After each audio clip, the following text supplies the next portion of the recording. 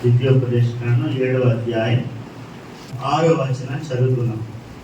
నీవు నీ దేవుడైన యెహోవాకు ప్రతిష్ఠిత జనము, నీ దేవుడైన యెహోవా భూమి మీద ఉన్న సమస్త జనముల కంటే నేను ఎక్కువగా ఇచ్చి నిన్ను తనకు స్వకీయ జనముగా ఏర్పరచుకొనెను. లోకా 12:48. అందరం చదువుదాం. అయితే తెలియక దెబ్బలకు తగిన పని చేసిన వానికి కొద్ది దెబ్బలే తగ్గుతుంది. ఎవరికి ఎక్కువగా ఇయ్యబడినో వారి యొక్క ఎక్కువగా తీయదురు. మనుషులు ఎవరికి ఎక్కువగా అప్పగించరో వారి యొక్క ఎక్కువగా అడుగుతురు. ప్రార్థన. మా ప్రియమైన ప్రభువా, పరలోకమందున మా తండ్రి, ఈ ఉదయకాలం మీ ప్రజలంగా సమాజంగా మేము చేరి మా వ్యక్తిగత అనుభవాల నుంచి నైనా ఈ వాక్య లేఖనాలను ఆధారం చేసుకుంటూ మిమ్మల్ని ఆరాధించడానికి కృపణించారు.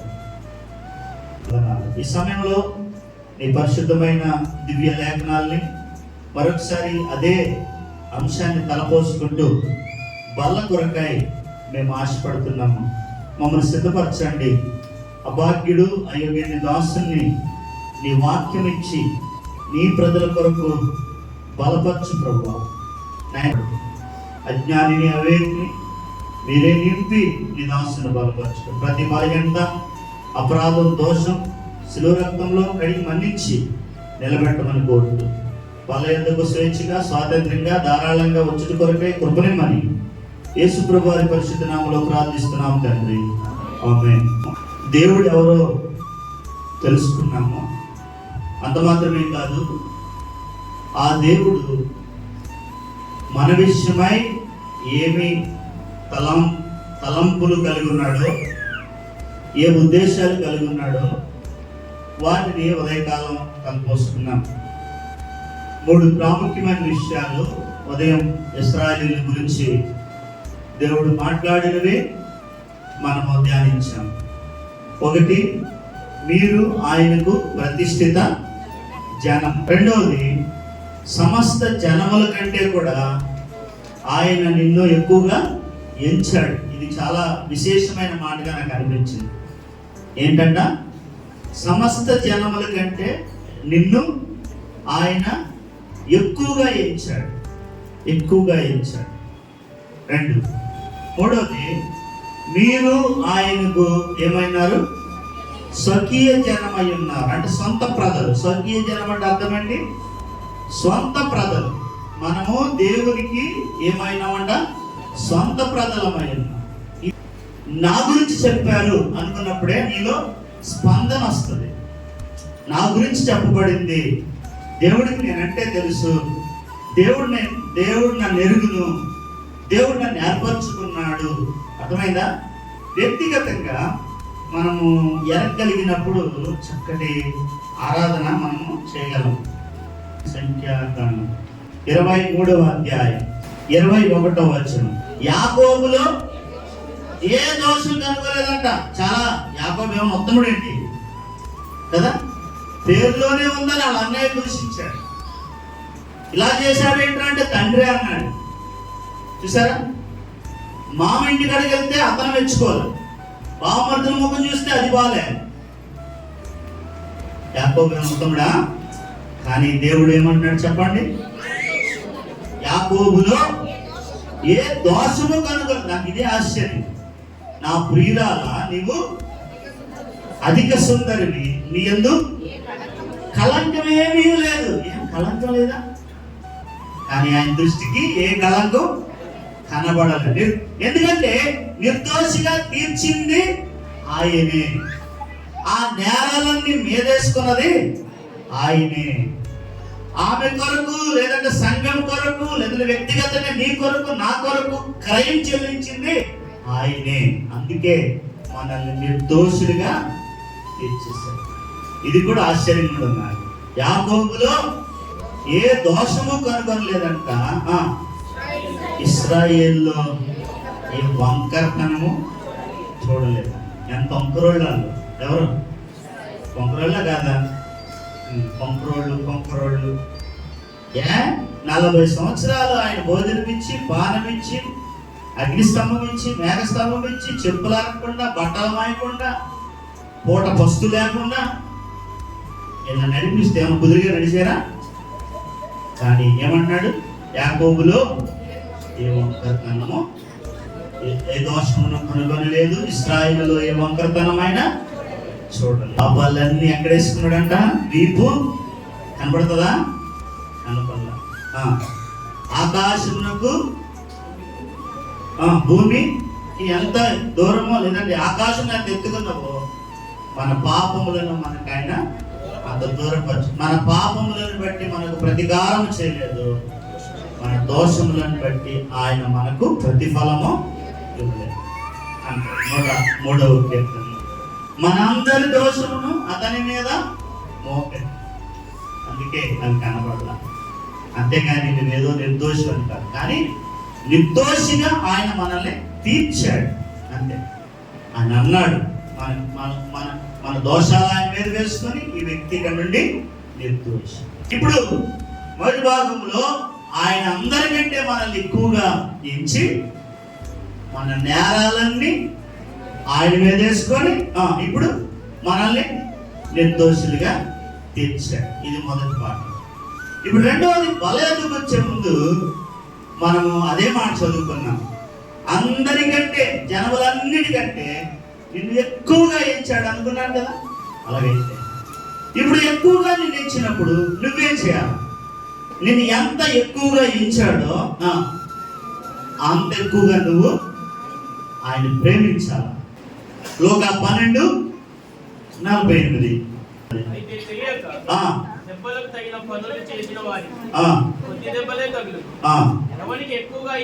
అక్కడ నుండి గమనించాలి. ఎవరికి ఎక్కువగా ఇయ్యబడునో వాని యొద్ద ఎక్కువగా తీయజూతురు. ఎవరికి ఎక్కువగా ఇచ్చాడో ఏం చేస్తాడంట? వాళ్ళ దగ్గర నుంచి ఎక్కువ రిటర్న్స్ కోరతాడు ప్రభు. నీ దగ్గర నుంచి, లోకస్తుల దగ్గర నుంచి కోరట్లేదు. కానీ ఎవరి దగ్గర నుంచి కోరుతున్నాడు? మన దగ్గర నుంచి కోరుతున్నాడు. కారణం ఏంటంటే నిన్ను ఎక్కువగా ప్రేమించాడు, అందరికంటే నిన్ను ఎక్కువగా ఇచ్చాడు, అందరికంటే నీకు ఎక్కువ స్థానాన్ని ఇచ్చాడు. అర్థమైందా? ఆ కారణం చేత న్యాయమా ఇది? న్యాయమే. ఎక్కువగా ఎంచాడు కాబట్టి ఇప్పుడు నీ దగ్గర నుంచి ఎక్కువగా ఆయన కోరుతున్నాడు. చదువు మాట మళ్ళీ. ఎవరికి ఎక్కువగా ఇయ్యబడేనో వారి యొద్ద ఎక్కువగా. చాలా మంది క్రైస్తవులు ఇలాగ అయిపోతారు. ఎక్కువగా ఆయన దగ్గర నుంచి లాక్కుంటారు కానీ, పొందుకుంటారు కానీ మళ్ళీ తిరిగి ఆయనకి ఇవ్వరు. ఆయనకి ఏమి ఇవ్వరు.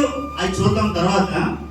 ఏమి ఇవ్వం మనం, అన్నీ మనకి ఇలాగ అనుకుంటాం. మనం ఏమనుకుంటామంటే దేవుడు మనకి ఇవ్వడానికి మాత్రమే ఆయన దేవుడు, ఇవ్వడానికి మాత్రం. అందుకనే ప్రతిదానికి నాకు అది ఇవ్వు, నాకు ఇది ఇవ్వు, నాకు ఇలా చేయి, నాకు అలా చేయి, ఇదే పాట పాడుకుంటూ మనం దేవుని దగ్గరికి వెళ్తాం. కానీ మనం దేవునికి ఇవ్వడంలో కనబడుతుంది. ఉదాహరణ చెప్పిన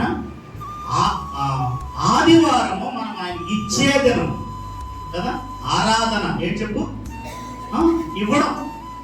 మరి ఆరాధన స్తుతి యాగం ఆయన అర్పించాలి కదా. మనం అర్పిస్తున్నామా? చాలా మంది మందిరంలో మౌనంగానే ఉన్నారు. చాలా మంది మౌనంగానే ఉన్నారు. అరే ఇవాళ దేవుని సన్నిధికి వెళ్ళాను, నేను ఆయన ఆరాధించలేకపోయానేంటి అనే సెన్స్ కూడా చాలా మందికి లేదు. నేను ప్రభుని ఆరాధించలేకపోయా. ఒక్క మాట, అయ్యా నువ్వు నా కొరకు ఇది చేసావు, నీకు వందనాలు. వందనాలంటే ఇవ్వడమే కదా. థ్యాంక్స్ గివింగ్ ఇవ్వడం. కనుక వందనాలయ్యా అని చెప్పలేకపోయానే అనే సెన్స్ ఉండదా? దాదాపు 90% మనుషులకి ఉండదు. మందిరానికి వెళ్ళావు అంటే వెళ్ళావు, ఉన్నావా అంటే ఉన్నావు. ప్రభువుకి ఇవ్వడానికి రావాలి. ఆదివారం ఎందుకు వస్తాం? ప్రభువుకి ఇవ్వడానికి వస్తాం. ఎలా పొందావు? ఎక్కువగా పొందావు. ఎలాగ ఇవ్వాలి? తక్కువగా ఇస్తావు కదా.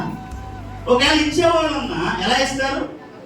తక్కువగా ఇస్తారు, తక్కువ సమయం ఇస్తారు. పాటలు అయిపోయేటప్పుడు రావాలా, ఆకలి ప్రార్థన అయినప్పుడు వెళ్ళిపోవాలా. మరి నిన్ను ఎక్కువగా ప్రేమించింది ఎందుకే? ఎందుకు? మధ్యలో వస్తావు, మధ్యలో వెళ్ళిపోతావు. ఏదైనా సమయం కాదా, ఇవ్వడం కాదా? మరి భావం. మా చిన్నప్పుడు సామెత చెప్పారు ఏంటంటే, నాకు సామెత చెప్పడం కూడా రాదు కానీ గుర్తుండే చెప్తాను. ఏంటంటే, మెయ్యబోతే ఎడ్డులోనంట, దున్నబోతే దూడల్లోనంట. కరెక్ట్ అండి. మెయ్యిపోతే ఎడ్లలోనంట. ఎద్దులు ఎలా వేస్తాయి? బలిసిన ఎద్దు ఎలా వేస్తుందా? ఒక మేటి లాగేస్తుంది, గడ్డి బీట్ అంతా ఊడ్చేస్తుంది. దున్నపోయినప్పటికి ఎందులో పోతాయి? దూడల్లో. ఏమి ఇచ్చినట్టు అర్థమైంది కదా? ఇది దూడలు దున్నవు కదా, అట్లా జాగ్రత్తగా చూసుకొని ఒక ఏడాదో 7 నెలలు 6 నెలలు మళ్ళీ పాలు ఇచ్చేదాకా మేపుతారు. మరి బాగా మేసిన ఎద్దు ఏం చేయాలి అమ్మా? ఏం చేయాలండి? బాగా దున్నాలి కదా. చేను ఏం చేయాలి? ఎందుకు మేపుతాడు రైతు దాన్ని? బాగా దున్నుతుంది ఇది చేను అని మేపుతాడు బాగా. ఇప్పుడు ఎద్దు ఎక్కువ తింటుందా, తోడ ఎక్కువ తింటుందా కదా? చాలా మంది విశ్వాసులు కదా ఇదే. మెయ్యబోతే ఎద్దుల్లోని, దున్నబోతే దూడల్లోని. పనికిరారు. దేనికి పనికిరారు? ఏ పనికి పనికిరారు. దేనికి పూసుకోరు, దేని అక్కర్లేదు. మరి ఎలా నువ్వు దేవుని పెట్టవు? నిన్ను ఎక్కువ ఇచ్చిన దానికి నువ్వు చేసేది ఏంటి? అంతేనా? ఇప్పుడు ఆరాధన, నన్ను ఎక్కువ గెలిచావు ప్రభా, నన్ను ఎక్కువ గెలిచావు ప్రభా, అందరికంటే నన్ను ఎక్కువ చేసావు ప్రభా అంటే సరిపోతా? మరి ఎక్కువగా ఇచ్చిన దానికి, నీకు అందరికంటే ఎక్కువగా చేసిన దానికి నువ్వు చేసేదేంటి? నువ్వేమీ చేయకుండా ఎట్లా చెల్లుబాటు అవుతావు? సంఘములో, దేవుని యొక్క మందిరంలో, దేవుని ప్రజల మధ్య దేవుని బిడ్డగా ఎలా చెల్లుబాటు అవుతావు? అర్థమైంది ఇప్పుడు? కనుక నువ్వు చెయ్యాలి. ఎంత చేయాలి? ఎంత ఎక్కువగా నిన్ను ఇచ్చాడో అంత ఎక్కువగా నువ్వు కూడా ఆయన కొరకు చేయాలి. మధ్యలో వచ్చి మధ్యలో వెళ్ళడం కాదు, లేదంటే ఆరాధించకుండా మౌనంగా ఉండడం కాదు, లేదంటే ప్రేమ విందులకు వచ్చి ఆరాధన ఎగ్గొట్టడం కాదు. ఇలాగ చాలా లోపాలు ఎక్కడ కనబడతాయి? సంఘాల్లో కనబడతాయి. మళ్ళీ చదవడం మాట 48.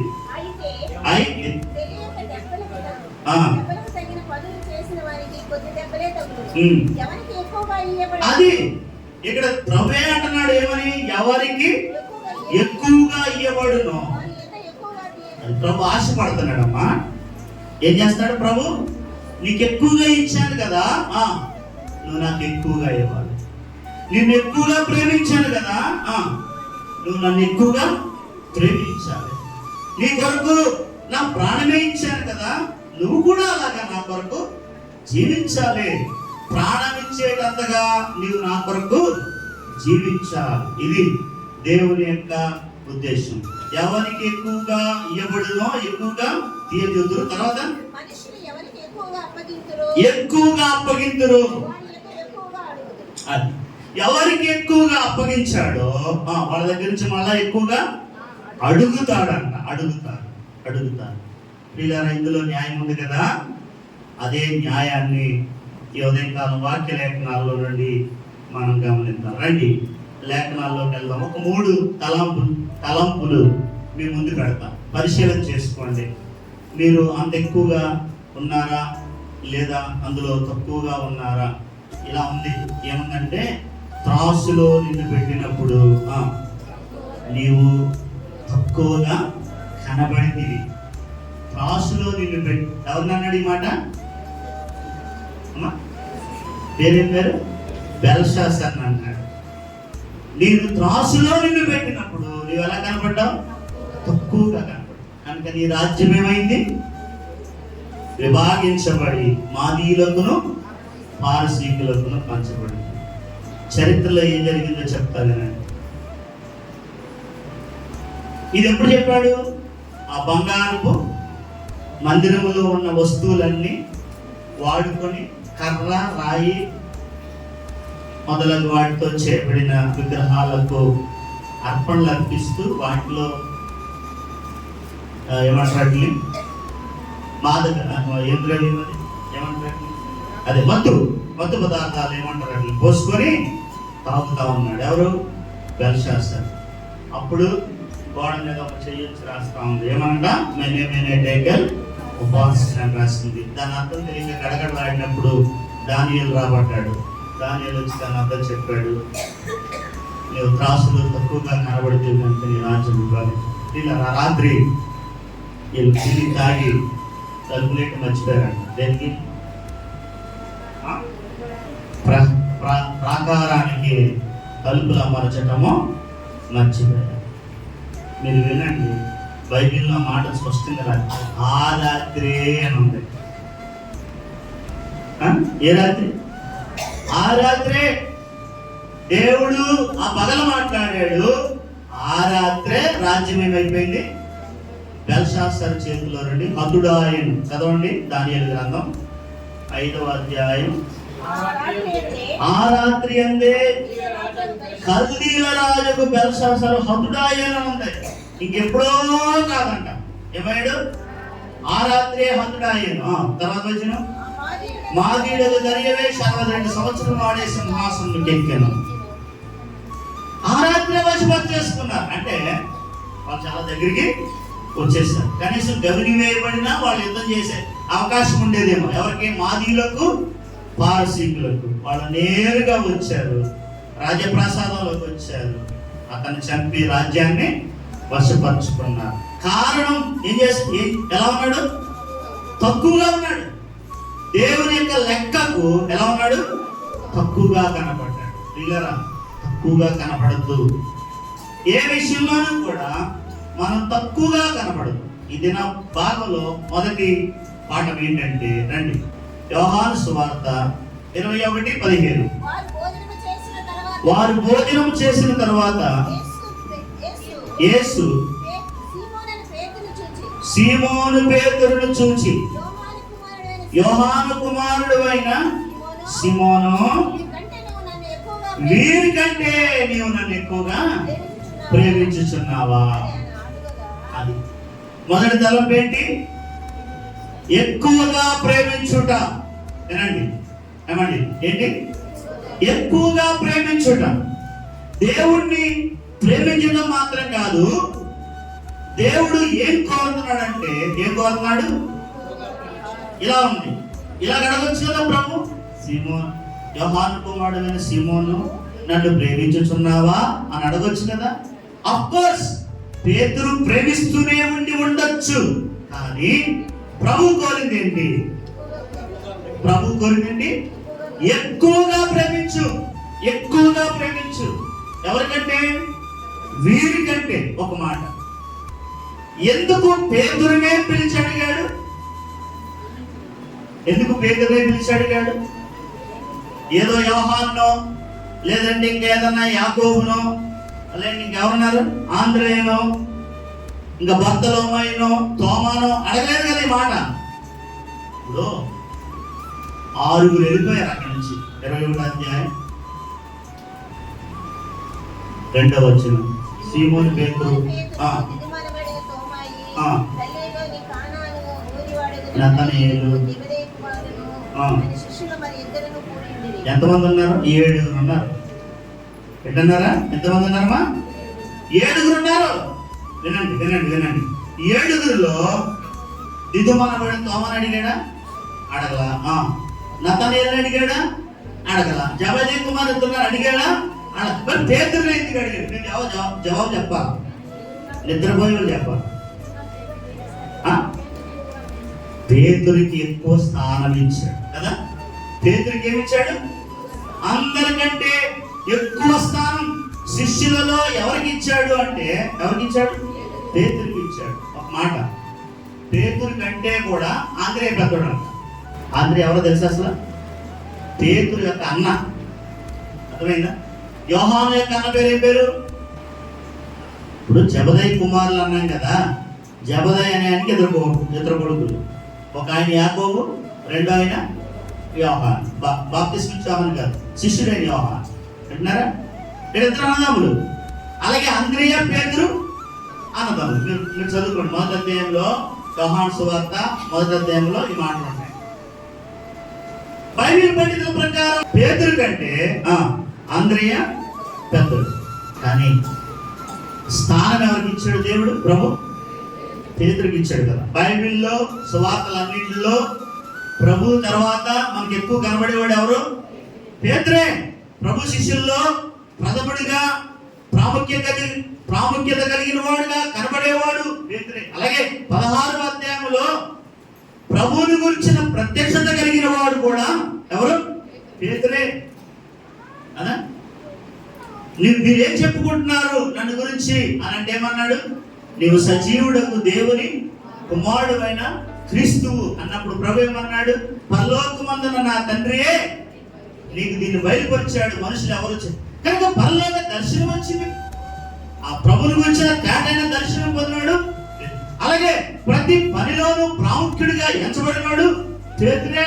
పేతురే ఫ్రీగా. ఇప్పుడు చెప్పండి, ప్రభు పేతురు దగ్గర నుంచి ఎక్కువ ప్రేమ కోరుకోవడంలో తప్పేమన్నా ఉందా? లేదు. కానీ ప్రభు తను ఎంతగా ప్రేమించాడో, ప్రభు తనకి ఏ స్థానం ఇచ్చాడో, ప్రభు తను ఎంతగా హెచ్చించాడో దానికంటే అనేక రెట్లు హీనంగా ప్రభు విషయంలో పేతురు ప్రవర్తించాడు. అవునా? ప్రభువుని పట్టుకున్నప్పుడు ఏమన్నాడు? ముందు పెద్ద మనగాడిలాగా ఏమన్నా చెప్పండి. అందరూ నిన్ను విడిచిపెట్టినా నేను నిన్ను విడిచిపెట్టను, నీ కొరకు మరణమైనా నేను వెనకాడను అని ప్రభుతో శపథం చేస్తే పేతురు అలా కాదు, ఈ రోజే నన్ను ఎరగనని మారును బొంకుతావు అంటే నేను ఎందుకు బొంకుదా? నేను బొంకనే. కనుక తీరా చూస్తే ప్రభు కొరకు బొంకు. సరే, ప్రభు తిరిగి లేచాడు, ప్రభు కనబడ్డాడు 1-2 సార్లు. 21వ అధ్యాయంలోకి వచ్చేటప్పటికి ఏం చేశాడు తెలుసా? నేను చేపలు పట్ట పోతుంది అని చెప్పాడు. మళ్ళీ ఎక్కడికి వెళ్ళిపోయాడు? చేపలు పట్టడానికి వెళ్ళిపోయాడు. ప్రభు లూకాసు సువార్త 5వ అధ్యాయం ఉంటుంది. పేతురు ప్రత్యేకంగా దర్శించిన విధానం వింటారా? అక్కడ ప్రభు ప్రసంగించడానికి సముద్రపు వారికెళ్ళి అక్కడ ప్రసంగించడానికి పేతురు యొక్క ఒక దోణి వాడుకున్నాడు. సీమోను పేతురుదైన దోణి వాడుకొని అందులో నుండి ప్రజలకు వాక్యం ప్రకటించి, వాక్యం అయిపోయిన తర్వాత పేతురుతో అంటున్నాడు, నీవు లోపలికి వెళ్ళి చేపలు పట్టమని చెప్పాడు. పట్టపగలు చేపలు పడవు కాబట్టి ఆయన అన్నాడు, బోధకుడా రాత్రంతా మేము ప్రయాసపడ్డాం, ఏం దొరకలేదు, అయినా నువ్వు చెప్తున్నావు కాబట్టి నీ మాటలు బట్టి వెళ్తామని లోపలికి వెళ్తే 2 దోణీలు ములుగునంత చేపలు విస్తారంగా పడితే తోటి వారైన జబదయి కుమారులు కూడా వాళ్ళ దోణి వేసుకుని వచ్చారు. ఆ దోణి ఈ దోణి మునిగిపోయింది. దరికి వచ్చారు. దరికి వచ్చినప్పుడు ప్రభు పాదాల మీద పడి అంటున్నాడు, ప్రభువా నేను పాపిని, నన్ను విడిచిపోను అన్నాడు. అప్పుడు ప్రభు అంటున్నాడు, నేను విడిచిపోవడానికి నేను రాలేదు, ఇప్పటి నుండి నీవు మనుషులను పట్టు జాలరి వైద్యుడు. ఇది పేతురు యొక్క పిలుపు. ఇది ఏమండి? ఏంటిది? పేతురు యొక్క పిలుపు. అందుకే తను తన జీవితంలో మర్చిపోయాడు కదా. ఏం మర్చిపోయాడు? తన పిలుపును మర్చిపోయి ఎక్కడికి వెళ్ళిపోయాడు? 21వ అధ్యాయంలో చేపలు పట్టడానికి వెళ్ళిపోయాడు కదా. అందుకనే పేతురు తన పత్రిక రాసినప్పుడు మనలాంటి ఒక విషయం జ్ఞాపకం చేశాడు. 2వ పత్రిక 1వ అధ్యాయం 10వ వచనం.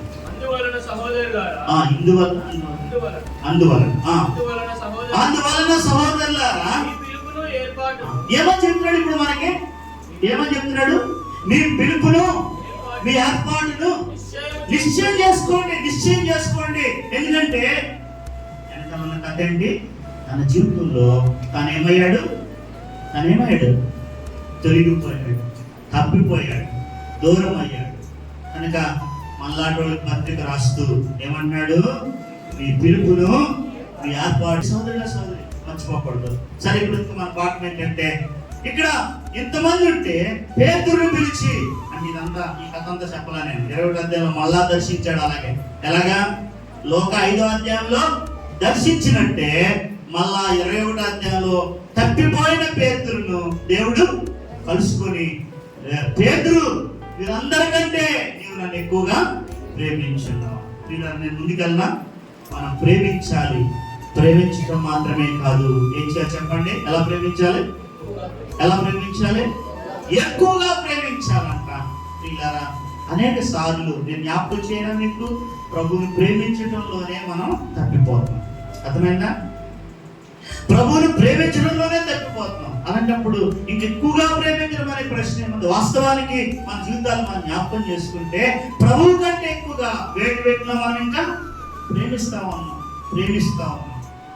ఈ మధ్యాహ్నం ఈ స్థితిగతులు ఏంటో నువ్వే తలపోసుకో. ఒకవేళ దేన్ని ప్రేమించుకుంటున్నావో, కుటుంబాన్ని ప్రేమిస్తున్నావో, భార్యని ప్రేమిస్తున్నావో, భర్తని ప్రేమిస్తున్నావో, తల్లిదండ్రులను ప్రేమిస్తున్నావో, డబ్బుని ప్రేమిస్తున్నావో, వస్త్రాన్ని ప్రేమిస్తున్నావో, వస్తువులను ప్రేమిస్తున్నావో, బంగారాన్ని ప్రేమిస్తున్నావు కదా. మనం ప్రేమించేవి అనేకమైన ఉన్నాయి పిల్లరా. ఒకవేళ అఫ్కోర్స్ ప్రభువును మనం అన్నిటికంటే ఎక్కువగా మనం ప్రేమించాలి. ఈరోజు ప్రభు యొక్క ప్రేమను అర్థం చేసుకో. అందరికంటే ఎక్కువగా నేను ఎంచుకున్నాడు. నీ కుటుంబీకులకి రక్షణ లేదు కదా, ఉందా? లేదు. అనేక మంది కుటుంబీకులకి రక్షణ లేదు. మరి ఇప్పుడు ఆలోచించవా, ఇంతమందికి రక్షణ లేదే, నాకు రక్షణ ఇచ్చాడే, నన్ను ఎందుకు ఎంచుకున్నాడు? ఆయన కృప, అంతే. ఆయన కృప.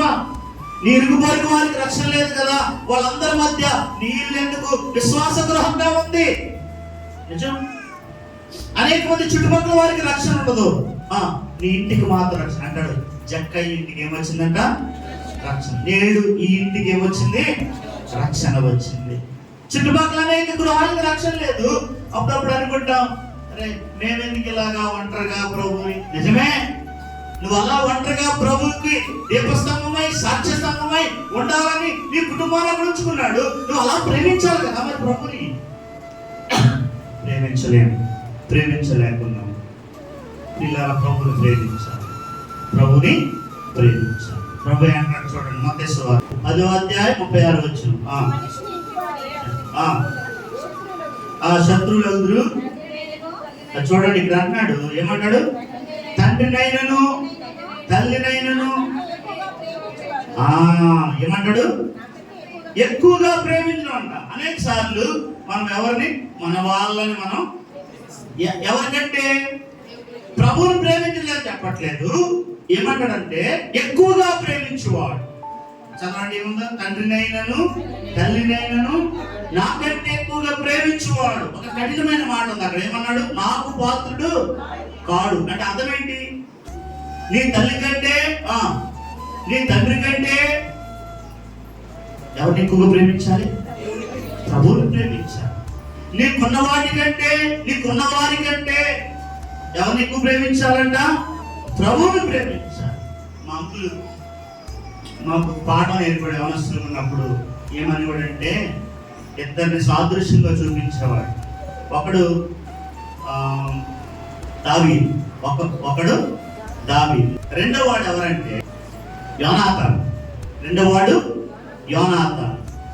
ఇద్దరు ఎవరు? యోనాతాను, దావీదు. ఎవరు? ఇంకా చెప్పండి, తెలుగు చెప్పండి. ఏ స్నేహితులు? ఫ్రెండ్స్ మాత్రమే కాదు, ఏమని రాబడింది? ప్రాణ స్నేహితులు. ఇద్దరు కూడా. ఎవరిద్దరు? యోనాతాను, దావీదు ప్రాణ స్నేహితులు. అయితే వినండి, ఇక్కడ అంకుల్ మాకు నేర్పించిన పాఠం ఏంటంటే, దావీదును ప్రేమించాడు కదా. ఎలా ప్రేమించాడు? ప్రాణ స్నేహితుడిగా భావించుకొని తన ప్రాణం కంటే ఎక్కువగా ఎవరు ప్రేమించాడు? దావీదు ప్రేమించాడు. కానీ ఏం చేయలేకపోయాడు తెలుసా? ఆయన చెప్పే పాఠం, సౌలును వదలలేకపోయాడు. ఏం చేయలేకపోయాడు? సౌలును వదలలేకపోయాడు. సౌలు ఎవరు? తండ్రి. ఒక పక్క దావీదును ప్రేమిస్తున్నాడు కానీ మరి ఎందుకు యోనాతాను హతమయ్యాడు తెలుసా? ఎందుకు? తండ్రిని వదలలేకపోయాడు. ఏం చేయలేకపోయాడు? తండ్రిని వదలలేకపోయాడు. ఒక దావీదును ప్రేమించిన వాడు, జాగ్రత్తగా వింటారా, దావీదును ప్రేమించిన వాడు చెప్పేశాడు. ఏమన్నాడు? ఆ ప్రత్యక్షత యోనాతానుకి ఇవ్వబడింది. నువ్వు రాజభక్తువు, నేను నీకు సహకారిని అవుతున్నా అన్నాడు. ఎవరు? నువ్వు రాజభక్తువు, నేను నీకు. యోనాతానుకి ప్రత్యక్షత ఇవ్వబడింది. సౌలు తర్వాత రాజు దావీదే ఫిక్స్ అయిపోయాడు. మా నాయన తర్వాత రాజు ఎవరు? దావీదే. కానీ సౌలు అంటాడు, ఆగడగొట్టు దాని కొడుక, వాడు నీ రాజ్యాన్ని లాక్కుంటే వాడిని నువ్వు ప్రేమిస్తావు ఎట్లా అన్నాడు ఈయన. ఎవరు? సౌలు. దేవుని చిత్తానికి వ్యతిరేకంగా, విరుద్ధంగా సౌలు నడిచినప్పుడు యోనాతాను దావీదుని ప్రేమించాడు, కరెక్ట్ వేలే అన్నాడు. కానీ తండ్రిని ఏం చేయలేకపోయాడంట, విడిచిపెట్టలేకపోయాడు. బిడ్డ, సహోదరి, దేన్ని విడిచిపెట్టలేకున్నావో ఈ మధ్యాహ్నం ఒకసారి బేరీ చేసుకుంటావు జీవితాన్ని. నువ్వు కలిగినవన్నీ పోగొట్టుకో. తండ్రితో పాటు యోనాతాను కూడా ఏమయ్యాడు, చచ్చిపోయాడు, మరణం అయిపోయాడు. అవునా కదా? తండ్రితో పాటు యోనాతాను మరణం అయిపోయాడు. కారణం ఏంటంటే ఒకవేళ దావీదుతో కూడా ఉంటే యోనాతాను చచ్చిపోయేవాడా? దానికి ఏ దర్శనం వచ్చిందో, ఏ ప్రత్యక్షత వచ్చిందో? ఏంటి యోనాతానికి కలిగిన ప్రత్యక్షత? నువ్వు రాజవగుదువు, నేను నీకు సహకారి నగుదును. యోనాతానికి ఒక ప్రత్యక్షత నిలబెట్టుకోలేకపోయాడు, దర్శనం కోల్పోయాడు, తండ్రితో పాటు ఏమయ్యాడు, మరణించాడు. అది మాకు నేర్పించు. కనుక నువ్వేం ప్రేమిస్తున్నావు అది నిన్ను చంపబోతుంది, అది నిన్ను హత్య చేయబోతుంది, నీ ఆత్మీయ జీవితాన్ని కొల్లబడి చేసి నిన్ను ప్రత్యేకంగా నష్టపరచబోతుంది. నీకు ఇవ్వబడిన ప్రత్యక్షత ఏంటో దాని వెంబడి నువ్వు ప్రయాణం చేయాలి. అది ఇశ్రాయేలీయులు ఎలా ప్రయాణం చేశారు తెలుసా? మేఘం వెంబడి వాళ్ళు ప్రయాణం చేశారు. మీరు నిర్గమకాండం అది చదువుకోండి, ఖచ్చితంగా వాళ్ళు మేఘం వెంబడి ప్రయాణం చేశారు. అందుకే వారు కానానుకు చేరుకోగలిగారు. కనుక ఏం ప్రేమిస్తున్నాం మీరు ఈ మధ్యాహ్నం? ఏం ప్రేమిస్తున్నాం? పేతురు, వీరికంటే నీవు నన్ను ఎక్కువగా ప్రేమించున్నావా అంటాడు. వీళ్ళరా అందరికంటే, అన్నిటికంటే మనం ఆయన ఎక్కువగా ప్రేమించాం. మనం ఎన్నో ప్రేమించుకుంటే యోనాతానులాగా మనం కూడా ఒకవేళ భౌతికంగా చచ్చిపోకపోవచ్చు. వింటున్నారా? చాలా మందికి చావంటే భయం. ఏ చావంటే? శరీరీతికి చస్తే భయపడతాడు ప్రభు. అర్థమైందా? శరీరీతికి చంపేవాడికి భయపడద్దు, శరీరీతికి చావడానికి భయపడద్దు, కానీ ఆత్మ చంపేవాడు అన్నాడు వాడికి భయపడు అన్నాడు. చాలా మందికి ఆ చావంటే భయం లేదు. ఏ చావంటే? ఆత్మ సంబంధమైన మరణం అంటే అది ఎప్పుడోలే, ఎవడు చూసి వచ్చాడులే అనుకుంటారు చాలా మంది. జనానికి ఇలా కూర్చున్నాం కానీ అది ఎప్పుడోలే, ఎవడు చూసి వచ్చాడులే. చూస్తాం ఒక రోజు. మరి నన్ను వేరేగా అనుకోకండి. మీరు మారకపోతే మరి చూడరా, నువ్వు మారాలి. ఇంకెంతకాలం ఇలాగా నీ జీవితం? కనుక ప్రియులారా, నీకు నిత్య జీవం ఇవ్వడానికి ఆయన వచ్చాడు. నిత్య జీవం అనుగ్రహించుకునేది ఆయన యోహాను పత్రికలో ఉంది. ఆయన తానే మనకు చేసిన వాగ్దానం. ఏమిస్తానన్నాడు? నిత్య జీవం ఇస్తానన్నాడు. మరి ఇంతకాడికి మందిరానికి వచ్చి సేపు కూర్చుని వాక్యం విని ఓపికగా కాళ్ళు ఇటు మడుచుకొని అటు మడుచుకొని నడుము సర్దుకొని కూర్చొని దీనికి నిత్య జీవం పొందకపోతే ప్రయోజనం ఏంటి కదా? అసలు ఎందుకు వచ్చాం? అది మర్చిపో. నువ్వు ఎందుకు వచ్చావు?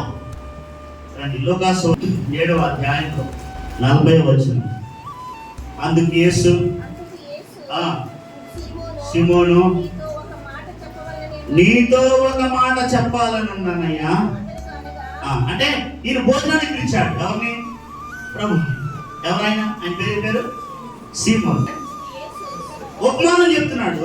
ఏమంటాడంటే భోజనానికి పిలిచాడు. భోజనం పిలిస్తే అందరూ కూర్చున్నారు. వెనకాల ఒక మనిషి వచ్చింది. ఆమె ప్రభు యొక్క పాదాలకు అత్తరు పూసి తన తల వెంట్రుకలతో ఆయన పాదాలు తుడిచినప్పుడు ఈ భోజనానికి పిలుచుకుని సీమోను అనుకుంటున్నాడు హృదయంలో. ఏమని? ఈయన వెనకాలకు నిలబడి ఈయన ముట్టుకున్నది ఎవరితో ఈయనకి తెలుసుంటే ఒక్క తల్లిదండ్రులకు పోయి ఉండేవాడా? ప్రవక్త అనుకుని పిలిచానే, ప్రవక్తో కాదు అనుకుంటాడు అనమాట. ఎక్కడ? మనసులో. పైకంటే బాగోదు, శిష్యులు కొడతారేమో అనుకుంటాడు. వాళ్ళు కొట్టేవాళ్ళు కాదు, కొట్టించుకునేవాళ్ళు. ఇప్పుడు ఈ మాట ఎప్పుడైతే ప్రభు గ్రహించాడో, సీమోను నీతో ఒక ఉపమానం చెప్పాలనుకున్నాను. అప్పు ఒకరికి ఇద్దరు రుణస్తులు ఉన్నారు. వారిలో ఒకడు 500 దేనారాలు, మరి ఒకడు 50 దేనారాలు అచ్చి ఉన్నారంట. ఒకడు 500 ఉన్నాడంట, 50. ఒకడికి 500 రూపాయలు, 5,000 రూపాయలు ఒకటి ఉన్నాడు, 500 రూపాయలు ఒకటి ఉన్నాడు అనుకోండి మన భాషలో. ఇప్పుడు అప్పు తీర్చడానికి వారందరి దగ్గర ఏమి లేనప్పుడు ఇద్దరిని క్షమించేశాడంట. ఎవరు? ఈ అప్పించిన ఆయన ఇద్దరిని క్షమించాడు. ఇద్దరిని క్షమించినప్పుడు ఇద్దరిలో ఎవరు ఎక్కువగా ప్రేమిస్తారు అని అడిగాడు. అప్పుడు ఆయన కరెక్ట్గా చెప్పాడు జవాబు ఏంటి? ఎవరు ఎక్కువగా అప్పు తీసుకుని క్షమించబడ్డాడో వాడికి ఆయన మీద ఎక్కువ ప్రేమ అని చెప్పాడు. ఇప్పుడు రండి, ఒకడేమో పరిచయంలో నుంచి నీతియుక్తంగా ప్రభు దగ్గరికి వచ్చాడు. విన్నారా? ఎలాగా? ధర్మశాస్త్రం సంబంధించి నీతియుక్తమైన క్రియల్లోంచి ప్రభు దగ్గరికి వచ్చాడు. మరొక ఆమె బయట పాడైపోయి చెడిపోయి జీవితాన్ని నష్టపరుచుకొని ఆమె ప్రభు దగ్గరికి వచ్చింది. ఇద్దరు ఎవరు ప్రేమిస్తారయ్యా అంటే ఈవిడ ప్రేమించింది. ఎవరికంటే ఎక్కువగా? సీమోను కంటే ఎక్కువగా ఈ స్త్రీ నన్ను ప్రేమించింది అని చెప్పి అతని లోపాలు జ్ఞాపకం చేశాడు. నేను నీ ఇంటికి వచ్చాను, కాళ్ళు కొడుకోవడానికి నాకు నీళ్ళు ఇవ్వలేదు. ముద్దు పెట్టుకోలేదు కానీ లోపలికి వచ్చింది మొదలుకొని ఆమె ఏం చేస్తుంది? ముద్దు పెట్టడం మానలేదు. నూనెతో నా తలంటలేదు కానీ నా పాదములకు అత్తరు పూసింది. ఎవరు ప్రేమించారు చెప్పు? విస్తారముగా ప్రేమించిందంట. చెప్పాలి, విస్తార పాపాలు ఏం చెప్పండి? ప్రియా సహోదరి, నీ విస్తార పాపాలు క్షమించబడాలంటే నువ్వు ప్రభుని విస్తారంగా ప్రేమించాలి, ఎక్కువగా ప్రేమించాలి. అన్నిటికంటే ఎక్కువగా, అందరికంటే ఎక్కువగా నువ్వు ప్రభుని ప్రేమించాలి. ఆమె విస్తారంగా ప్రభుని చేసినట ప్రేమించాలి. మనం ఎలాగా ప్రేమిస్తున్నాము? ప్రభుని మనం ఎలాగా ప్రేమించాలి? ఎలా ప్రేమించాలి? ఎలా ప్రేమించాలి? విస్తారంగా ప్రేమించడం అంటే రెండు చెప్తాను మీకు. మొట్టమొదటి, మన అంతరంగంలో ప్రభువుతో నేరైన సంబంధం కలిగి ఉండాలి. వింటున్నారా? ఎక్కడ? హృదయంలోకి నీ ప్రభు ఏముండాలి? సంబంధం. చాలా మందికి ఆచారబద్ధమైన సంబంధం అంటే ఇవ్వడము, చెయ్యడము, ఇది ఆచారబద్ధమైన సంబంధం. ఇది ఉండాలి, అది అంటున్నారా? ఇది ఉండాలి, అది. ప్రభు అన్నాడు, ఆయన ఆజ్ఞలు గైకొనుటే ఆయనను ప్రేమించుట. చూడండి, యోహాను పత్రిక 5వ అధ్యాయం 3వ వచనం. యోహాను రాసిన మొదటి పత్రిక.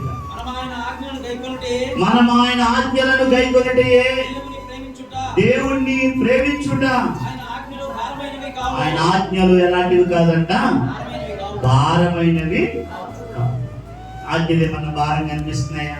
మందిరానికి రా, కూర్చో, వాక్యం విను. భారమా? లేదు. లోకంలో నీతియుక్తంగా జీవించు, అన్యాయం చేయకు, అబద్ధం ఆడకు, కదా, మోసం చేయకు. భారమా? నేను మాట చెప్తాను, హృదయపూర్వకంగా ఎవరైతే ఆయన ఆజ్ఞలకు అప్పగించుకుంటారో వారికి భారం కాదు. ఒక్కొక్కడు మోసం వ్యాపారం చేస్తారు, వ్యాపారంలో ఖచ్చితంగా మోసం చేయాలి. అప్పుడు ఏమవుతుంది? ఈ ఆజ్ఞ ఏమైనట్టు? భారమైనట్టు. దేవుని యొక్క వాక్యం ఏమంటుందంటే ఆయన ఆజ్ఞలు భారమైనవి కావు. ఆజ్ఞలు భారమైనవి ఎప్పుడు అంటే హృదయపూర్వకంగా నీవు దానికి అప్పగించుకున్నావు. భారమే కాదు. ఇక ఒక మాట చెప్తాను, అబద్ధం ఆడితేనే కాదు, మోసం చేస్తేనే కాదు. అర్థమైందా? మనం చాలాసార్లు ఇలాగ అనుకుంటాం, అమ్మ వ్యాపారం అన్నాక లేదంటే పలానా ఏదో అన్నాక మోసం చేయకపోతే ఎట్లా? లేదు లేదు లేదు. నిజం ఒక మాట చెప్పండి, నువ్వు నిజంగా ప్రభు మీద ఆధారపడి వెళ్ళు. ప్రభు నీ నిజాయితీని ప్రభు గౌరవిస్తాడు. అమ్మా, ఎవరు గౌరవిస్తారు? అమ్మా వినండి, నీ నిజాయితీని ఎవరు చూస్తారు? ప్రభు చూస్తాడు. ప్రభు చూస్తాడు, ప్రభు నీకు చేస్తాడు. కొన్నిసార్లు ఉద్యోగాల దగ్గర కూడా అంతే. ఉద్యోగాల దగ్గర కూడా అంతే. ఒకసారి ఏం జరుగుతుంది, ఉద్యోగస్తులకు కూడా ఏం జరుగుతుందంటే ఆ లోకస్లో అయిన వాళ్ళు అందరూ భారం అంతా ఎవరి మీద పడేస్తారు? వీళ్ళ మీద పడేస్తుంటారు. వాళ్ళు వర్క్ చేయరు. వర్క్ అంతా ఎవరు చేయాలి? వీళ్ళు చేయాలి. పర్లేదు, నేను ఒక విషయం చెప్పగలను సాక్షి. నా చిన్నప్పుడు, ఇప్పుడు ఎలా ఉన్నారో క్రైస్తవ టీచర్స్ నాకు తెలియదు, కానీ నా చిన్నప్పుడు మా జిల్లాలో మేముండే కాడ క్రైస్తవ టీచర్ అంటే అంత గొప్ప పేరు అన్నమాట. ఎందుకంటే వాళ్ళు మాత్రమే పాఠాలు చెప్తారనేవాళ్ళు. ఏమనేవాళ్ళు? వీళ్ళు మాత్రమే పాఠాలు చెప్పి, వీళ్ళ దగ్గర చదువుకున్న వాళ్ళు మాత్రమే చక్కగా పాఠాలు. ఎందుకు? నిష్కల్మషంగా ఏం చేస్తారు? వాళ్ళు చెప్పవలసిన ప్రతి పాఠం చెప్తారు, నేర్పించవలసినంతగా నేర్పిస్తారు. మా ఆంటీ ఒక ఆవిడ ఉండేది, 20 మందికి పాతోళ్ళు తెలుసు. ఇక్కడ ఆ మందిరంలో ఉండగా 2-3 సార్లు వచ్చింది. ఆవిడికి హై స్కూల్లో ఎంత పేరో చెప్పలేదు.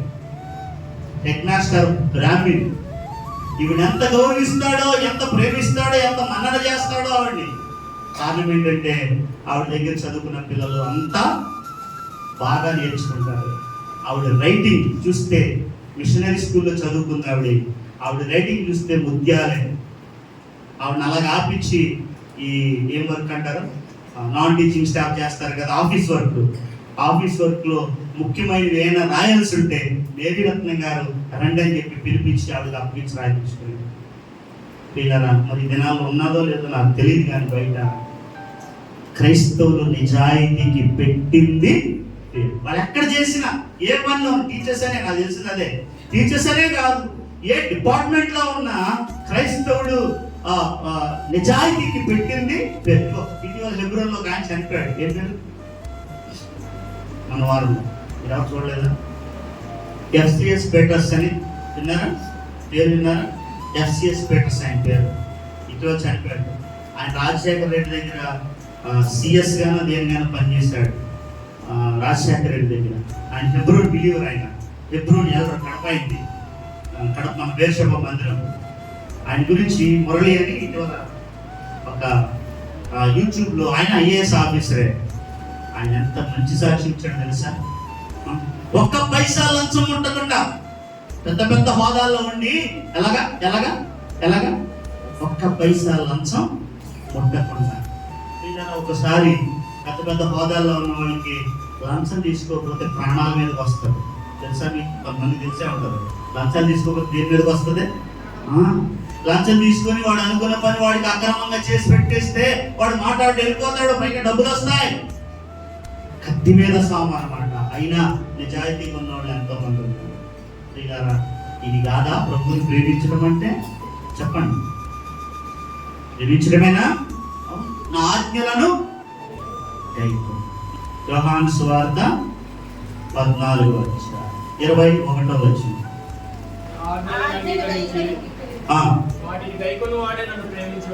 నా ఆజ్ఞలను అంగీకరించి వాటిని గైకొని వాడే నన్ను ప్రేమించువాడా?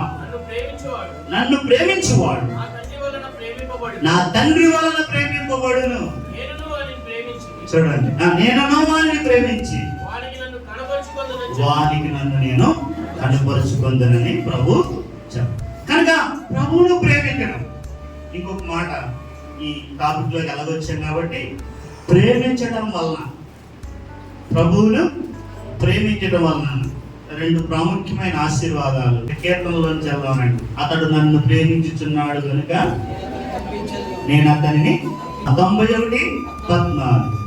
నువ్వు ప్రభువును ప్రేమించినందువలన, చెప్పండి వినండి, కీడుల్లో నుంచి, ఆపదల్లో నుంచి, ఇబ్బందుల్లో నుంచి, సమస్యలన్నింటిలో నుంచి ఏం చేయబడతావు? తప్పించబడతావు. అతడు నన్ను ప్రేమించుచున్నాడు కనుక నేను అతనిని తప్పించాను. 1 కొరింథీ 2:9. దేవుడు తన్ను ఎవరి కొరకంట? తను ప్రేమించు వారి కొరకు ఏమన్నాడు? ఏమి సిద్ధపరచునో కంటికి కనబడలేదు. సరే, పక్కన పెట్టేస్తే, దేవుడు తన్ను ప్రేమించు వారి కొరకు ఏవి సిద్ధపరచునో అన్నాడు. అంటే అర్థం ఏంటి? ఏవో సిద్ధపరిచాడు. అవి ఏమైనా కావచ్చు, అది పక్కన పెట్టండి. ఏంటి? దేవుడు తను ప్రేమించే వారి కొరకు ఏవో ఏం చేశాడు? సిద్ధపరచు. ఇప్పుడు యోహాను 14:లోకి వెళ్తే ఏమన్నాడు? నా తండ్రి ఇంట అనేక నివాసములు కలవు, లేని ఎడల మీతో చెప్పుదును, మీకు స్థలము సిద్ధపరచ వెలుచు. నేను వెళ్ళి స్థలము సిద్ధపరిచిన ఎడల మీరు నాతో కూడా ఉండడానికి మరలా వచ్చి మిమ్మల్ని తీసుకుని వెళ్తాను. కానీ ఇప్పుడు ఎందుకు మన పార్ట్మెంట్ మొదలండి అతడు నన్ను ప్రేమించున్నాడు కనుక నేను అతనిని తప్పిస్తాడు. కీడుల నుంచి, ఆపదల నుంచి, ఇబ్బందుల నుంచి, సమస్యల నుంచి ప్రభుని తప్పిస్తాడు, కాపాడతాడు. ఎప్పుడు? ప్రేమించినప్పుడు. రెండోది, ఆయన నీ కొరకు ఏవో సిద్ధపరిచాడు. 2. మూడోది రోమా 8:28 ఏముంది? దేవుని ప్రేమించు వారి కొరకు అనగా ఆయన సంకల్పము చొప్పున పిలువబడిన వారి కొరకు మేలు కలుగుటకై సమస్తమును సమకూడతాయి. ఈ 3 చాలేమో. 3 పాయింట్లుగా చెప్తాను. మొట్టమొదటిది, ప్రభువుని మనం ప్రేమించాలి. ఎలా ప్రేమించాలి? ఎక్కువగా ఎందుకు ప్రేమించాలి? మనలంత ఎక్కువగా ఎంచాడు కాబట్టి మనం ఆయన్ని ఎక్కువగా ప్రేమించాలి. ఒకటి, మొదటి పాయింట్. రెండవది ఏం చెప్పుకున్నాం? రెండవది అలాగే ప్రేమించడం అంటే ఏంటి చెప్పుకున్నాం. మొదటిది ఎక్కువ ప్రేమించడం. రెండవ పాయింట్ ఏంటి? ప్రేమించడం అంటే ఏంటి? ఆయన ఆజ్ఞలను గైకొనడం. అవి భారమైనది కావు. తర్వాత 14లో లాస్ట్ లో చదివాం. ఏం చదివాం?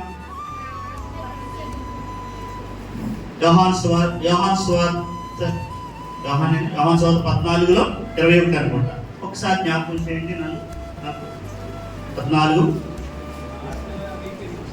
నా ఆజ్ఞలు అంగీకరించి వాటిని గైకొని వాడు నన్ను ప్రేమించేవాడు. ఒకడు నన్ను ప్రేమిస్తే అతడు నా తండ్రి వల్ల ప్రేమింపబడు. నేను వారిని ప్రేమించు, వారికి నన్ను కనపరచు. ఇది ప్రభువును ప్రేమించడం. ప్రేమించడం అంటే ఏంటి? ఆయన ఆజ్ఞలను. ఇది రెండో పాయింట్. మూడవది ఏంటి? ప్రేమించడం వలన మనకు ఆయన భూమి మీద పరలోకంలో ఏమిస్తాడు? ఒకటి, తప్పిస్తున్నాడు. రెండవది, సిద్ధపరుస్తున్నాడు. మూడవది, సమకూరుస్తున్నాడు. 3 మాటలు నేర్చుకోండి చాలు. ఏంటది? తప్పిస్తున్నాడు, సిద్ధపరుస్తున్నాడు. నీ కొరకు ఏదో ఆయన ఏం చేస్తున్నాడు? నీ మేలు కొరకే సమస్తము సమకూరుస్తున్నాడు. అందులో సమకూరుస్తున్నాడు అని అనగానే బంగారము, వెండి, బట్టలు, భూములు, బిల్డింగ్లు అనుకోకండి. నష్టాలు కూడా సమకూర్పే. ఇది అర్థం చేసుకోవాలి మనం. ఏంటది? నష్టాలు కూడా సమకూర్పు. ఒకసారి నష్టం, ఒకసారి కష్టం, ఒకసారి ఇబ్బంది. ఆయన తన ప్రజల్ని చుట్టూ మార్గము ఎర్ర సముద్రపు మార్గంగా నడిపించుకెళ్ళాడు కదా. ఆ చుట్టు మార్గము ఎర్ర సముద్రపు మార్గంలో వాళ్ళకి ఏం కలిగినాయి? వాళ్ళు మారా దాటగానే వాడు వచ్చేసాడు, అమాలేకు. ఎవడొచ్చాడు? కానీ వాడు వచ్చేసాడు అమాలేకు. దేనికి వచ్చాడు? ముద్దు పెట్టి కూడా రాలా, యుద్ధం చేయడానికి వచ్చాడు కదా. ఒకరి వెంబడి ఒకరు వాళ్ళు ఏమేమి ఎదుర్కొన్నారు? అనేకమైన శోధనలు ఎదుర్కొన్నారు. అరణ్యంలో వెళ్ళారు, ఎడారిలో వెళ్ళారు, ఆకలి కలిగింది, దప్పిక కలిగింది. ఏమండి, అర్థమైందా? ఇవన్నీ ఎందుకు చెప్పండి? మేలు కొరకు. చెప్పండి, ఇవన్నీ ఎందుకు? అమ్మలేకని కూడా ఎందుకు? మేలు కొరకే. ఆకలి ఎందుకు? మేలు కొరకే. ఇవాళ అదే చదువుకున్నాం మేము. ఎందుకు అర్థం అంటాడు? రొట్టె వలన మాత్రమే కాకుండా దేవుని నోటి నుండి వచ్చి ప్రతి మాట వలన నరులు బ్రతుకుదురని నీకు తెలియచేయనట్లు నీకు ఆకలి కలగజేసి నిన్ను అనగజేసి అంటాడు. ఆకలి కలిగించాడంట, అనగదొక్కాడంట. ఎందుకు? జవాబు అదే, మేలు కోసమే. క్రీడా సహోదరి, శ్రమలు కూడా వెళ్ళినా, ఇబ్బందులు కూడా వెళ్ళినా, నీకు అనుగ్రహించిన మార్గం కూడా నువ్వు వెళ్ళంతే. ఎవరు నడిపిస్తారు? ఆయన నడిపిస్తాడు నిన్ను. ఆయన నడిపిస్తాడు. ఆయన చేయబట్టుకొని ఉండగా నీకు భయమేంటి? నడువు, పర్వాలేదు. ఎందుకొరకు ఇది? ఎందుకొరకు? మేలు. ఆర్థిక ఇబ్బందులు అవ్వచ్చు, రోగాలు అవ్వచ్చు, సమస్యలు అవ్వచ్చు. దేవుని ప్రేమించే వారికి, ఆయన సంకల్పం చొప్పున పిలువబడిన వారికి మేలు కలుగుడికే సమస్తము సమకూడి. ఈ 3 పాఠాలు మనసులో పెట్టుకొని రోజు పల్లకి రండి. అయితే ప్రభుని ఎంతవరకు ప్రేమిస్తున్నారో మిమ్మల్ని మీరే పరిశీలించుకోండి. ప్రతి మనుషుడు తను తాను పరీక్షించుకోవాలి. అలాగ చేసి ఆ రొట్టెని తిని ఆ పాత్రలోకి త్రాగువాడు. ప్రభు శరీరం అని ఇవే చెప్పక తిని త్రాగువాడు ఏం తెచ్చుకుంటాడు? శిక్ష తెచ్చుకుంటాడు. మొదట ప్రభుని ప్రేమ. ప్రభు చెప్పినట్టే వచ్చే వారం గుర్తుండి అదే విషయాలు కూడా ప్రభుని నాకు నడిపిస్తే ఇంకొక 2 విషయాలు ఉన్నాయి. మనం వాటిని తలపోస్తున్నాం, ప్రార్థన చేసుకున్నాం.